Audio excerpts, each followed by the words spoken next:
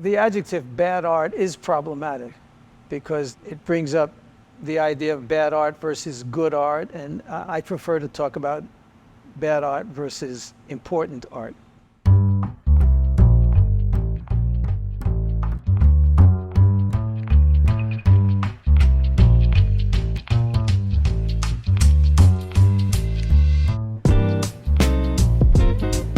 We do indirectly ask the questions, what is art?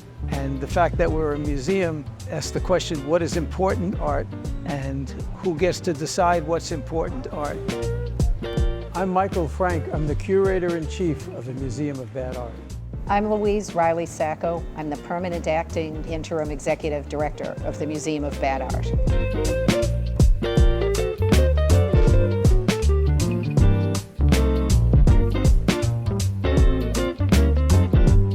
Scott Wilson and my brother, Jerry Reilly, both are kind of quirky people. And when they saw this painting of a woman who was maybe sitting, maybe standing in a field of flowers and the sky was yellow, it was just something that made them smile and enjoyed looking at art that would never make it in a fine art museum, but that had heart and soul and raised questions.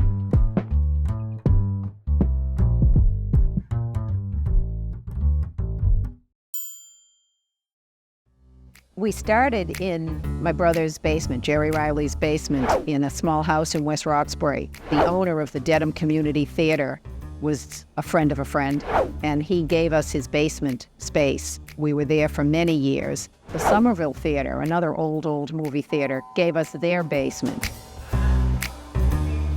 In 2019, we were trying to find space and just didn't. For almost 3 years, we were homeless.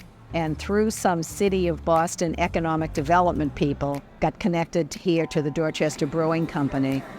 They ended up giving us wall space all over the place, so we're throughout the brewing company now.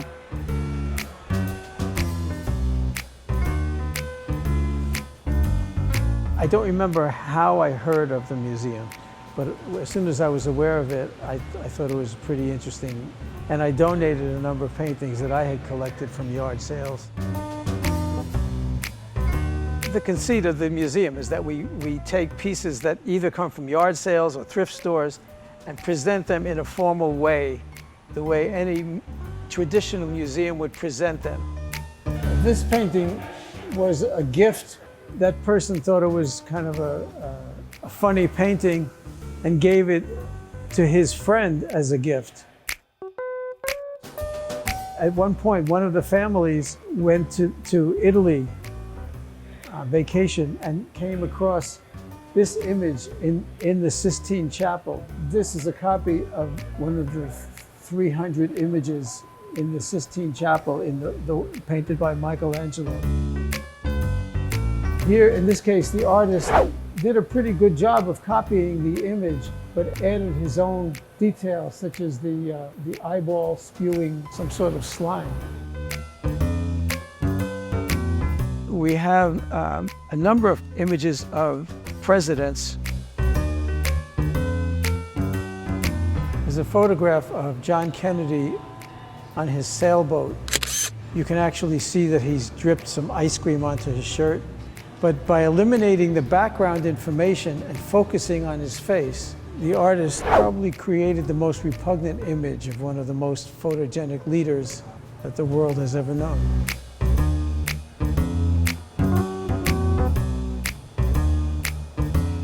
This was clearly inspired by Madame Matisse. It's part of my nature to not be able to pass a yard sale or a thrift store without checking it out, just to see if there's something interesting. I don't know why. It's part of my personality. The same is true for an interesting pile of trash on the side of the road.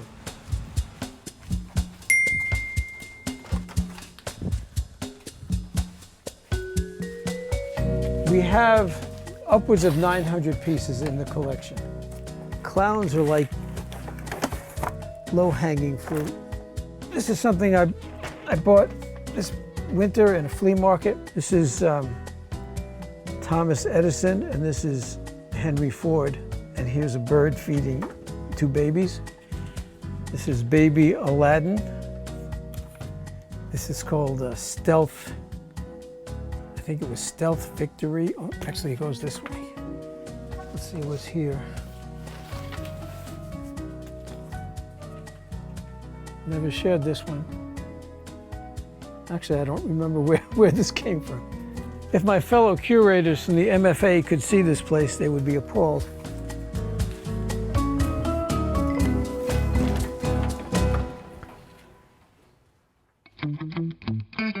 Museum about art it's a gateway drug to museums and to art.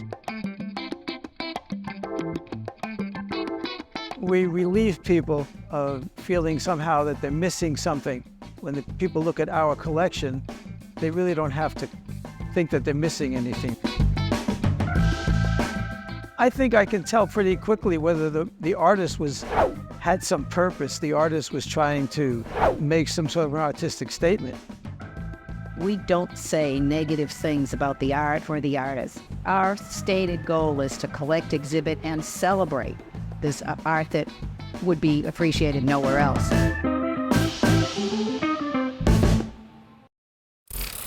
If you want to know what's going on,